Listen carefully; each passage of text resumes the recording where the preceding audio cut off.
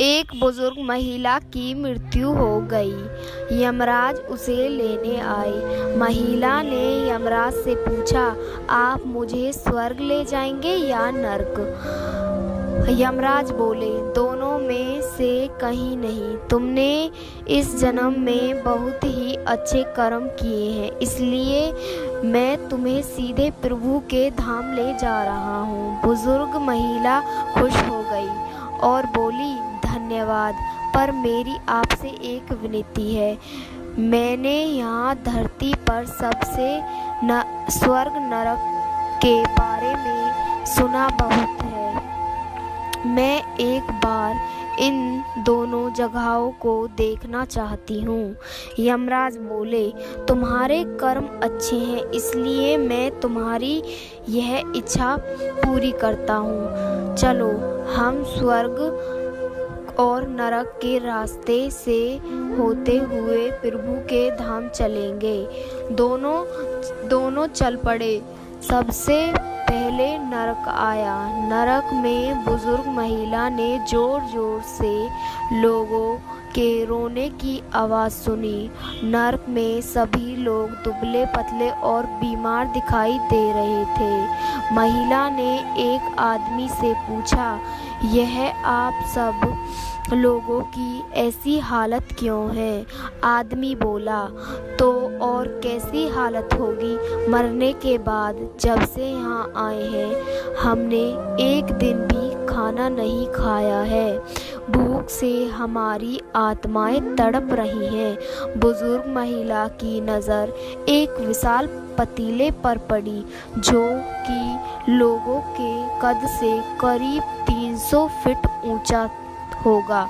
उस पतीले के ऊपर एक विशाल चम्मच लटका हुआ था। उस पतीले में एक बहुत ही शानदार खुशबू आ रही थी। बुजुर्ग महिला ने उस आदमी से पूछा, इस पतीले में क्या है?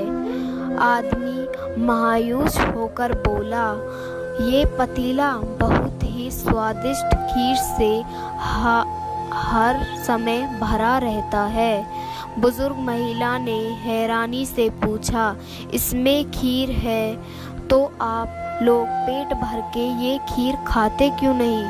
भूख से क्यों तड़प रहे हैं? आदमी रो रो कर बोला, कैसे खाएं? ये पतीला 300 फुट ऊंचा है।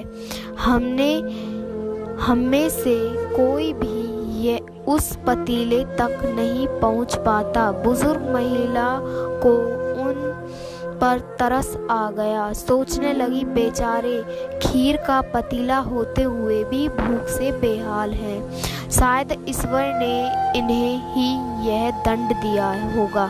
यमराज बुजुर्ग महिला से बोले, चलो, हमें देर हो रही है। दोनों चल पड़े। कुछ दूर चलने पर स्वर्ग आया। वहाँ पर बुजुर्ग महिला को सबकी हंसने खिलखिलाने की आवाज़ सुनाई दी। सब लोग बहुत खुश दिखाई दे रहे थे। उनको खुश देखकर बुजुर्ग महिला भी बहुत खुश हो गई। पर वहाँ स्वर्ग में भी बुजुर्ग महिला की नज़र वैसे ही 300 फुट ऊंचे पतीले पर पड़ी जैसा नरक में था। उसके ऊपर भी वैसा ही चम्मच लटका हुआ था। बुजुर्ग महिला ने वहाँ लोगों से पूछा, इस पतीले में क्या है? स्वर्ग के लोग बोले, इसमें बहुत स्वादिष्ट खीर है। बुजुर्ग महिला हैरान हो गई। उनसे बोली, पर ये पतीला तो 300 फीट ऊंचा है। आप लोग तो इस तक पहुंच ही नहीं पाते होंगे। उस हिसाब से तो आप लोगों को खाना मिलता ही नहीं होगा। आप लोग भूखे से बेहाल होंगे। पर मुझे तो आप सभी इतने खुश लग रहे हो, ऐसे कैसे? लोग बोले, हम तो सभी लोग इस पतीले में से पेट भर के खीर खाते हैं। महिला बोली, पर कैसे? पतीला तो बहुत ऊंचा है। सब लोग बोले, तो क्या हो गया? पतीला ऊंचा है तो यहाँ पर कितने सारे पेड़ हैं। ईश्वर ने ये पेड़ पौधे, नदी, झरने हम मनुष्य के उपयोग के लिए ही तो बनाए हैं।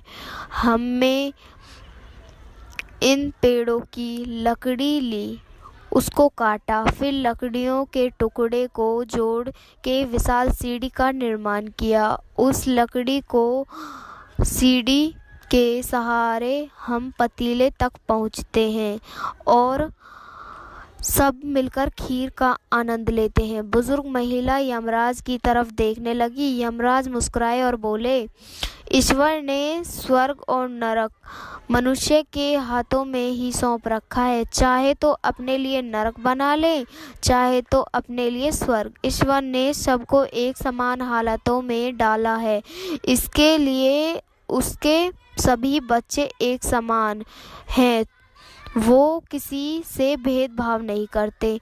वहाँ नरक में भी पेड़ पौधे सब थे, पर वहाँ वो लोग खुद ही आलसी हैं। उन्हें खीर हाथ में चाहिए। वो कोई कर्म नहीं करना चाहते, कोई मेहनत नहीं करना चाहते, इसलिए सब भूख से बेहाल हैं। यही तो ईश्वर की बनाई इस दुनिया का नियम है। जो कर्म करेगा, मेहनत करेगा, उसी को मीठा फल खाने को मिलेगा। अर्थात स्वर्ग एवं नरक आपके हाथ में है। मेहनत करें, अच्छे फल, अच्छे कर्म और अपने जीवन को स्वर्ग